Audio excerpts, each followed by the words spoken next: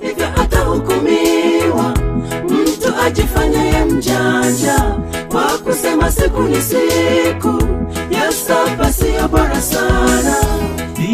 Hivyo Mwenyezi Mungu kaitenga siku ya saba iwe ni sabato kwake, pia kwa watu wake. Kwa nini nijifanye mjanja nikisema siku ni siku? Karibuni tena watazamaji kwa kipindi hiki chetu cha tusome Biblia. Nina furaha sana kwa sababu ya wewe msikilizaji na mtazamaji kwa kufuatilia kipindi hiki ili tuweze kuendelea kusoma Biblia. Na wasalimu nyote popote mlipo. Asante sana kwa simu ambao huwa mnanipigia. Mungu azidi kuwabariki. Kabla hatujaanza kipindi cha leo, napenda tuombe.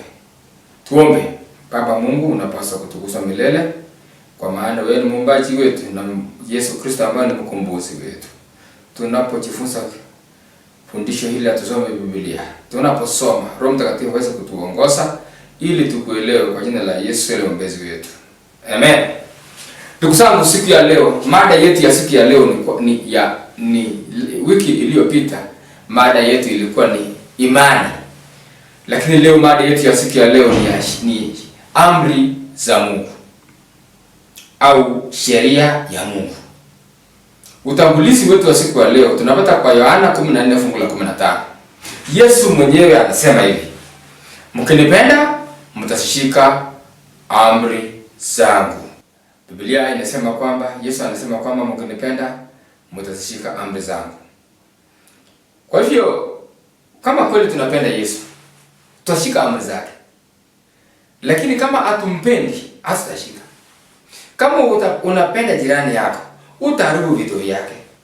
Kama unapenda mzazi wako, utavunja yale ambayo unaona anapenda. Kama alisema usipite hii, utapita. Kwa hivyo sheria au amri za Mungu ni za upendo. Watu wengi nataka tuelewe, sisi zote nataka tuelewe kwamba Biblia inasema amri ni juu ya upendo. Tuna pointi 7 ambayo inazungumzia nature au hali ya sheria. Sheria iko namna gani? Au amri za Mungu ziko namna gani? Point number 1. Serikali ya Mungu imejengwa na haki, ukweli, na hiyo ndiyo tabia ya Mungu. Hiyo ni serikali ya Mungu. Serikali ya Mungu imejengwa na haki, ukweli, na hiyo ndiyo tabia ya Mungu. Tabia ya Mungu ni haki. Tabia ya Mungu ni ukweli. Mungu si muongo. Mungu si mtu wa kigeugeu. Kama amesema kitu amesema. Kama amesema atakubariki, atakubariki. Kama alitangaza kwamba atatuokoa, na kweli akatoa mwana wake na tukapata ukombozi. Kwa hivyo Mungu wetu ni Mungu wa kweli. Mungu wetu ni Mungu wa haki. Lakini ukisoma kitabu cha Zaburi 89 fungu la 14 tutapata mambo hapo. Nasema hivi. Zaburi 89 fungu la 14. Nasema hivi: haki na hukumu ndio msingi wa kiti chako. Fadhili na kweli sahudhuria mbele za uso wako. Inasema haki na hukumu. Ya Kiingereza King James ndio justice and judgment. Inazungumzia justice, judgment and truth. Kwa hivyo nilipochunguza katika dictionary, ukipata kwa dictionary ya Oxford Dictionary inasema hivi: justice, just behavior or treatment concern for justice, peace and genuine respect for people. Anasema kwamba justice ni kutreat au ni kuchukua mtu kwa njia ya kweli, kwa njia ya kutoharibu, kwa njia ya kutoumiza. Ukiangalia tena hapo part 2 ameweka tena a judge or magistrate. Justice pia inatokana na neno judge. Tunaita justice fulani, justice Kuria, justice Owol, justice Kamau, anayesimamia Supreme Court. Anasema kwamba in particular judge of the Supreme Court of a country or state. Kwa hivyo justice ni yule ambaye anatunza sheria, anasimamia haki, akikata hukumu anasimamia haki. Kwa hivyo Mungu ni Mungu wa haki na ni Mungu ambaye ukisikia neno justice inatokana na sheria. Anasimamia sheria. Ukipata judgment, twende ya pili judgment. Maana hiyo fungu judgment ni hukumu. The ability to make considered decisions or come to sensible conclusions. Hiyo decision pia ya Oxford. Yaani hukumu ni kuleta decisions ambayo ni ya kweli. Sensible conclusions. Judge ana conclude kwamba kulingana na sheria namba fulani wewe utafungwa. Kulingana na hivi hakuna mali inaonekana kesi imekushika. Kwa hivyo unaona kwamba Mungu ni Mungu wa haki. Mungu ni Mungu wa justice. Ukisoma tena ukipata truth ni ukweli. Dictionary hiyo pia inasema hivi that which is true or in accordance with fact or reality. Yaani a fact or belief that is accepted as true. Anasema kwamba truth, ukweli, ni ile ukweli ambayo inakubalika, ilikuwa hivyo na ni hivyo. Kwa hiyo amri za Mungu ni truth. Ni ukweli, maana iliandikwa amri 10. Na hiyo amri 10 ni haki. Itasimama hivyo, haipinduliwe, na ndio iko, ndio amri za Mungu. Na ni ukweli. Na ile tabia ya Mungu. Amri za Mungu ni tabia yake. Let me tell you ndugu zangu. Maana Mungu ana tabia nyingine kinyume cha amri zake. Tutakapoangalia amri 10 siku zingine moja kwa moja, utajua kwamba kumbe Mungu ni upendo. Ukisoma Warumi 7:12, Paulo anasema hivi, basi Torati ni takatifu. Anasema hii sheria ni takatifu. Na ile amri ni takatifu. Na ya haki. Na njema.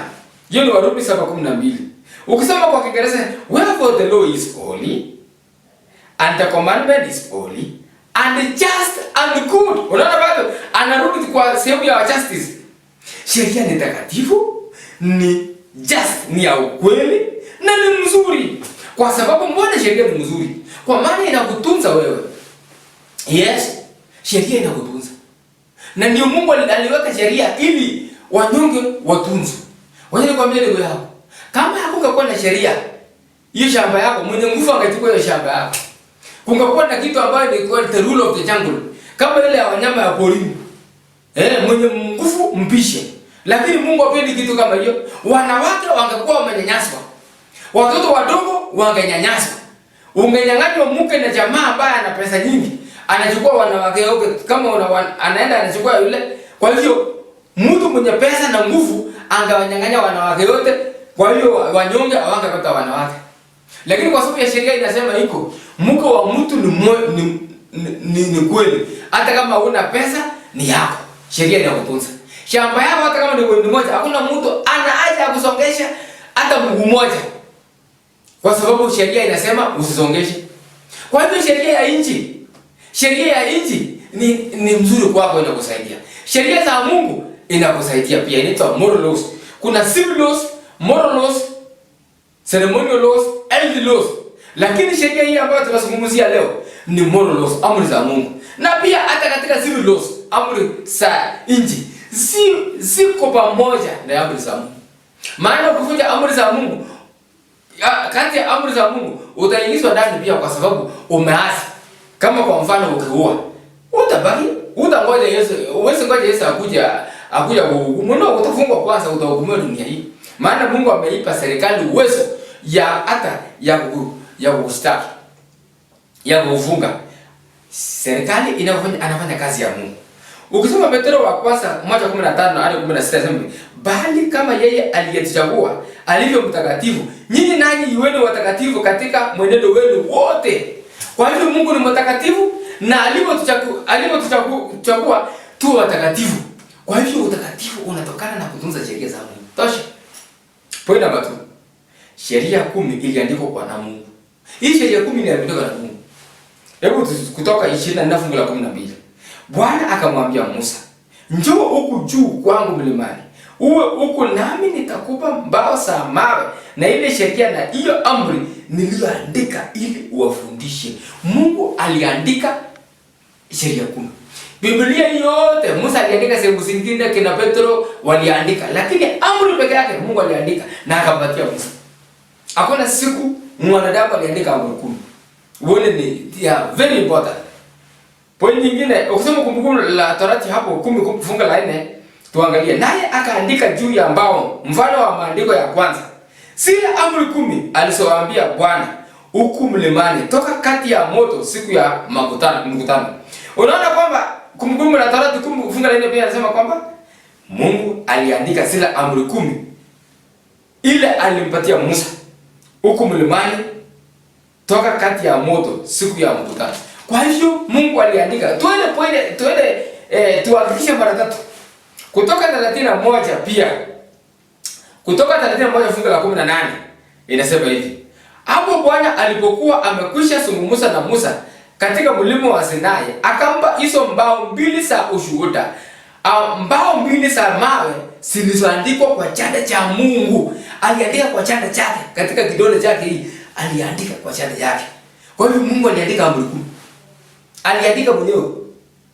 Hapo kwa Biblia hata uumbaji na kila kitu alisema iwe, lakini aliandika amri 10 na kitu kingine ambacho alifanya maana sana, aliumba mwanadamu kwa mkono yake. Kwa hivyo vitu viwili. Kwa hivyo elewa siku ya leo kwamba amri za Mungu ni ya maana sana kuliko vitu vingine. Wacha nikwambie ndugu zangu, usipuuze hivi vitu. Amri 10 they are very important. Aliandika mwenyewe. Point ya 3. Kuvunja sheria za Mungu ni uasi. Ukivunja sheria ya Mungu ni uasi. Ukisoma Yohana wa kwanza 3 fungu la 4 inasema hivi. Kila atendaye dhambi afanya uasi. Kwa kuwa dhambi ni uasi. Uasi wa sheria. Ukisoma kwa Kiingereza inasema hivi. Whoever committed sin transgresses also the law. For sin is the transgression of the law. Hiyo ni King James version. Ukisoma version nyingine ambayo ni New International inasema kwamba it is lawlessness. Unapovunja sheria wewe ni muasi. Kwa hivyo ndugu zangu, wale wote ambao wanavunja sheria, ukivunja sheria wewe ni muasi. Ukiua wewe ni muasi. Ukiabudu masanamu wewe ni muasi. Ukizini wewe ni muasi. Ukifanya dhambi, hiyo amri 10 zote. Ndugu zangu, watu hata shida iko dunia hii. Polisi, askari, jeshi wako dunia hii kwa sababu dunia hii kuna uasi. Siku tutakapoenda mbinguni hakuna askari. Maana wale wanaenda mbinguni peke yao ni wale watoza sheria 10 za Mungu. Na huko hakutakuwa na uasi.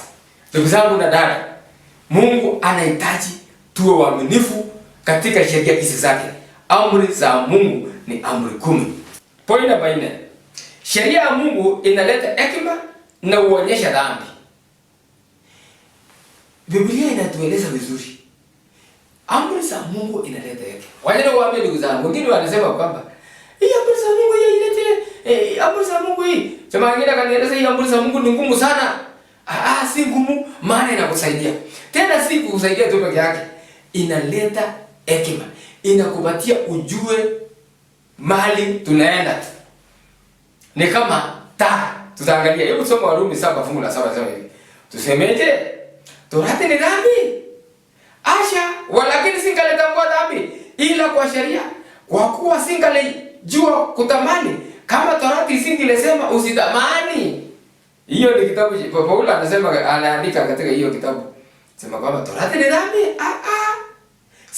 Singaletambua dhambi ila kwa sheria. Kwa hiyo dhambi, sheria inakufundilia dhambi. Sheria inakuhakikisha kwamba hiyo ni dhambi. Usifanye hiyo. Inakupa hekima. Inakuonyesha dhambi. Kwamba hiyo ndio dhambi. Kwa hiyo ni nzuri au si nzuri? Si nzuri. Ni nzuri. Yakobo 1 fungu la 23 inasema nini? Kwa sababu mtu akiwa ni msikiaji wa neno tu, bali si mtendaji, mtu huyo ni kama mtu anayejiangalia uso wake katika kioo.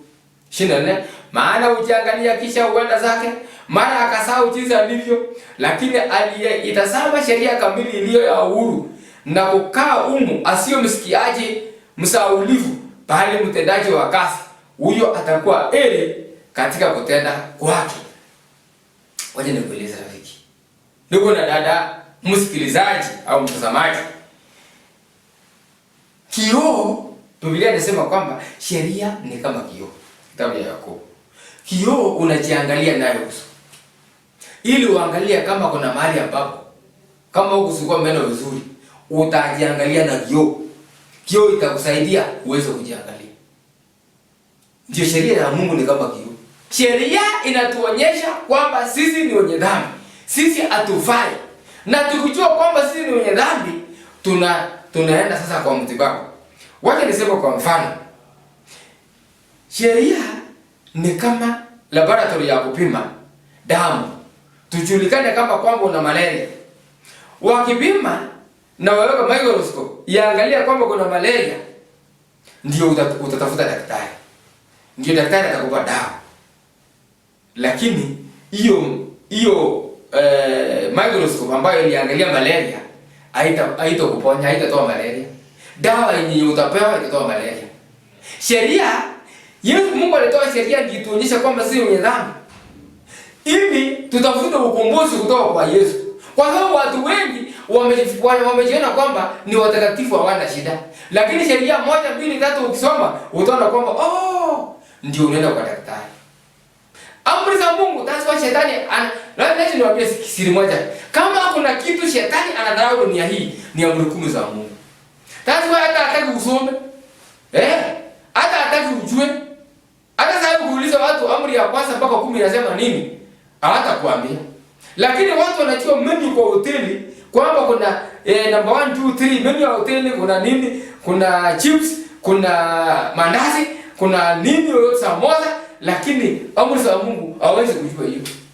Na Biblia unabeba imeandikwa, lakini watu, tafadhali ndugu zangu, watazamaji, wacha nikuambie siku ya leo.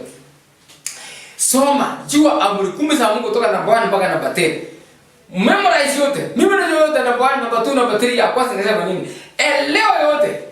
Isikia hivi Torati imekuwa kiongozi kutuleta kwa Kristo ili tuhesabiwe haki kwa hiyo ni Wagalatia 3:24.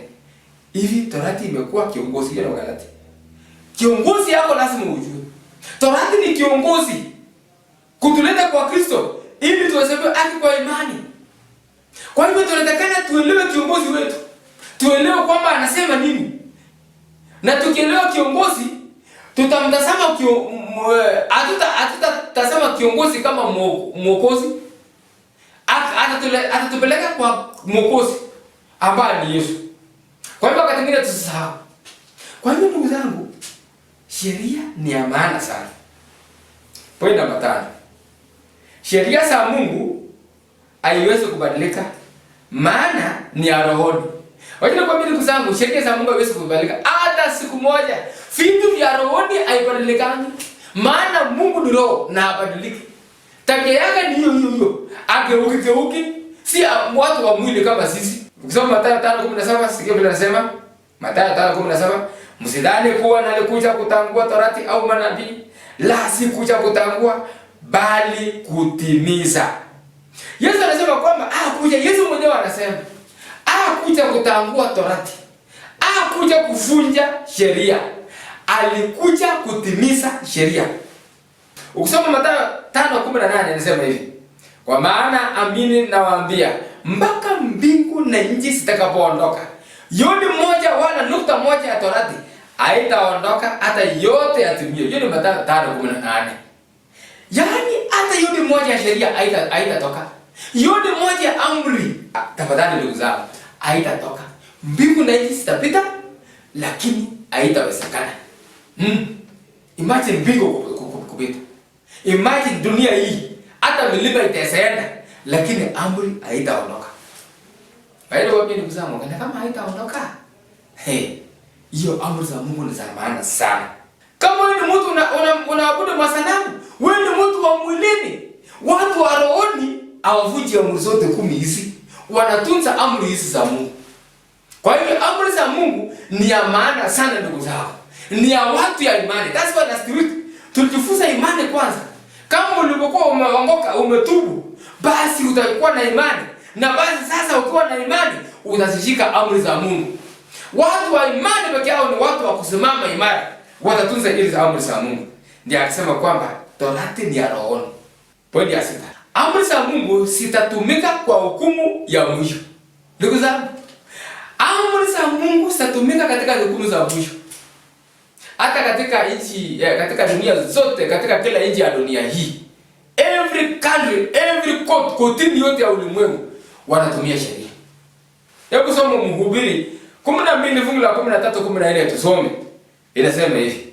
Mhubiri 12 13 14. Nitarudia, huwa narudia sana kutaja mafungu ili usisahau. Inasema hivi. Hii ndiyo jumla ya maneno. Yote yamekwisha sikiwa. Mche Mungu nao usishike amri zake. Maana kwa jumla ndiyo impasayo mtu. Hiyo ni jumla ya mama. Mche Mungu nao usishike amri zake. Maana kwa jumla ndiyo impasayo mtu. Na usipozitunza amri za Mungu utahukumiwa kwamba ulivunja. Na hakuna kuepa. Hata kama unasema uliokoka, uliamini Yesu. Unajua mimi niliamini Yesu, sina haja na amri za Mungu, utashikwa na hiyo. Ukisoma Yakobo 2 fungu la 12 inasema kwamba semeni na kutenda kama watu ambao watahukumiwa na sheria ya uhuru. Unasikia? Semeni na kutenda. Hiyo ni Yakobo 2:12. Kama watu watakaohukumiwa na sheria ya uhuru. Na mimi unaona kwamba tutahukumiwa na sheria ya uhuru. Sheria ya Mungu ni ya uhuru. Kwa hivyo inakupatia uhuru. Wacha niseme kwa mfano ndugu yangu. Ni nani hapo uhuru? Ni mtu mwenye amevunja sheria au ni mtu mwenye anatunza? Leo ni mfano. Mwenye ameiba akashikwa ako ndani. Na mwenye ajaiba ajashikwa. Ni nani ako na uhuru? Ni nani ako na uhuru? Ndugu zangu, mwenye amevunja sheria au mwenye ametunza? Mwenye ametunza sheria ako uhuru. Is free.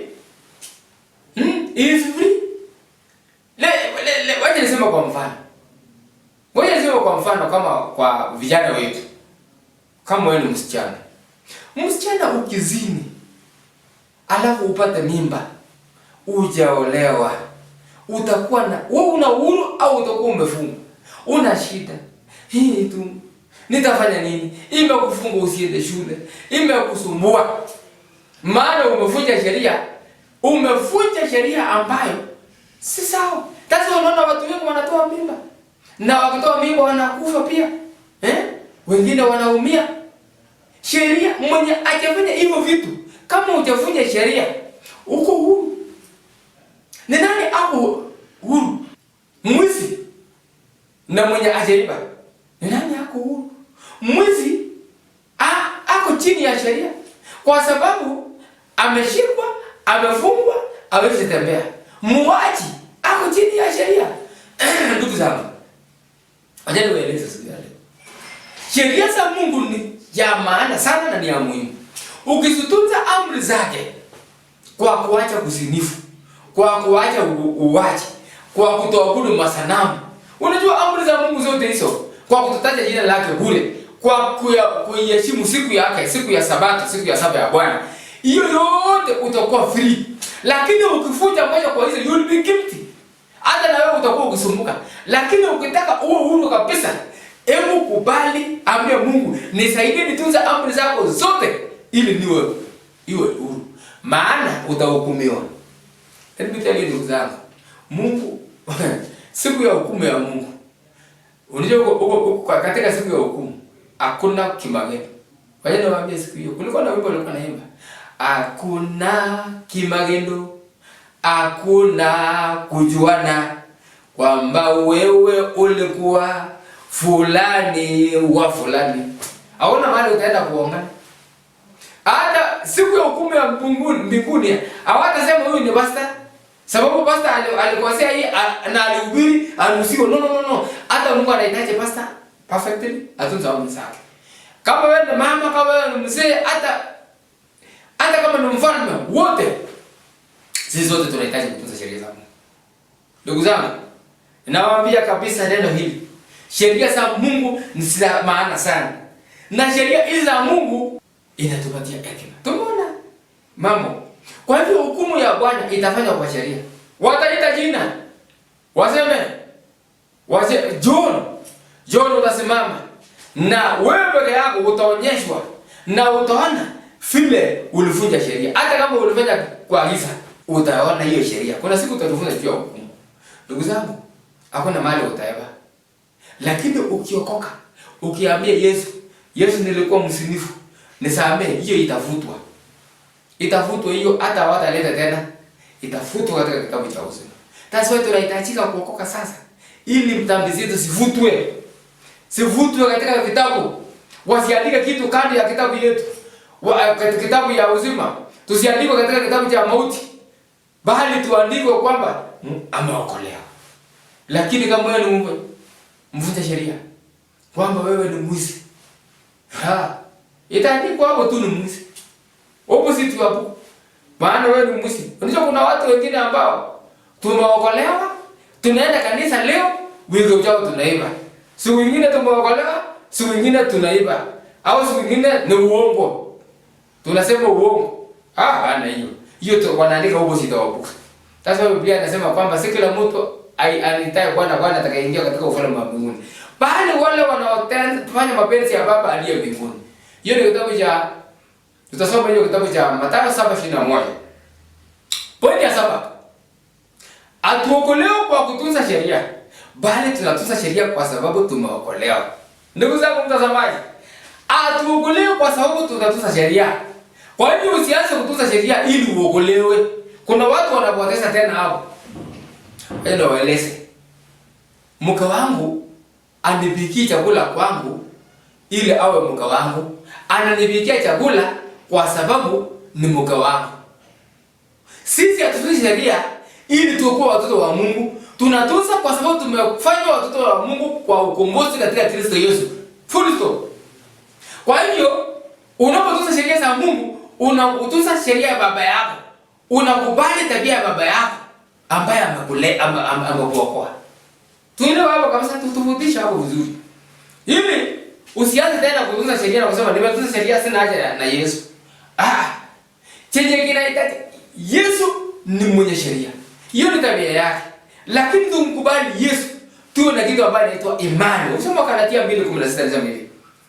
Alitukujiwa ya kuwa mwanadamu hahesabiwi haki kwa matendo ya sheria, bali kwa imani ya Kristo Yesu, ili tuhesabiwe haki kwa imani ya Kristo, wala si kwa matendo ya sheria. Maana kwa matendo ya sheria hakuna mwenye mwili atakayehesabiwa haki. Wacha nikueleze ndugu yangu. Kama ni kutunza sheria, Yesu hangakuja. Alikuja ili atuwezeshe kutunza sheria. Alikuja ili alipe ile gharama ambayo sheria inasema kwamba mwenye dhambi atakufa. Kwa hivyo amekuja kutuokoa. Kwa hivyo atuhesabia haki kwa kutunza sheria. Lakini tumetunza sheria kwa imani. Ndio anasema kwamba wala si kwa matendo ya sheria. Maana ni kwa imani. Bali kwa imani ya Kristo Yesu. Imani ambayo tunapewa na Kristo Yesu ni ile tabia yake. Na Kristo akiwa katika maisha yetu sasa, ndio itawezekana sasa sheria itatunzwa. Lakini wewe peke yako bila Yesu ni bure. Ukisoma Ufunuo 14:12, Yesu anasema maneno mbili. Hawa wale ambao watakaenda mbinguni. Ufunuo 14:12. Hapo ndipo penye subira ya watakatifu. Hao washika amri za Mungu na imani ya Yesu. Nataka ushike hiyo vitu viwili. Watakatifu wana vitu viwili. Wanashika amri za Mungu na kuwa na imani ya Yesu. Hiyo ni subira ya watakatifu. Tukule dada, elewa hiyo vizuri. Vitu viwili, amri za Mungu, imani ya Yesu. Usishike moja, uache nyingine. Usishike sheria, uache imani. Na usianzie sheria, ilete imani. Sheria haiwezi ilete imani. Imani ndio itakuwezesha kutunza sheria. Na hiyo imani si yako, ni imani ambayo unapewa na Yesu. Yakobo 2:10 inasema hivi. Maana mtu awaye yote atakayeshika sheria yote ila akachukua katika neno moja, amekosa juu ya yote. Kwa hiyo nikueleze siku ya leo, mzazi ni mzazi tipia. Lakini sasa ukisema kwamba umetunza yote, umetunza ya kwanza, umechukua na mbingu mingine, ya pili hujafanya salamu ya kuchonga, ya tatu umetunza, ya nne umetunza sabato, lakini amri ya 5 utiwa sasa. Ni watu wangapi hata wanajibu wazazi. Imagine mtu anajibu mama yake. Anasema mama sikia, wewe ujui. Hata kuna wengine, kuna mama mwingine alieleza mama mkwe. Mama sikia nikueleze, nitatoa kitu kwa masikio yako hiyo. Nitafuta hiyo masikio yako hiyo. Unajua hiyo mama, hiyo masikio yako samani ilikuwa imetobolea. Akasema nitang'oa hiyo mama sikia nitang'oa. Na siku ya kanisa hapo mbele huko kanisani haitakusaidia kitu. Kama hata wewe unatunza siku lakini uwezi kutii wazazi. Wacha hiyo peke yake. Kama upendi jirani na unasema kwamba unaenda kanisani. Shida ya siku hizi ndugu zangu. Wacha nikueleze shida ya siku hizi. Shida yetu ambayo tunahitajika kweli reformation ifanyike katika maisha yetu ni kwamba, je, wacha nikuulize, tutasimamaje? Neno la Mungu linasema hivi, tutunze sheria zake. Na tukuvunja moja. Ukisoma kitabu cha Yakobo 2:10, maana mtu yote atakayeshika sheria yote ila akachokoa katika neno moja amekosa juu ya yote. Wimbo inasema kwamba, kuna wimbo ulikosema ukivunja moja kwa zile 10 umeshavunja sote 10.